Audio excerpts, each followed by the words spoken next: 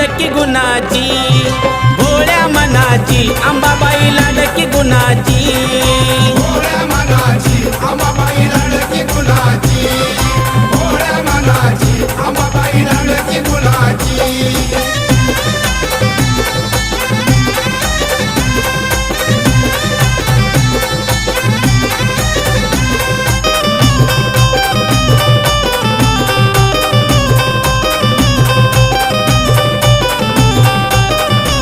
नवरात्रीच्या 9 माळी काही सांगू मी तिचा ढवल, इच्छा मनाची पूर्ण करून देते तुळजाई उजवा कौल.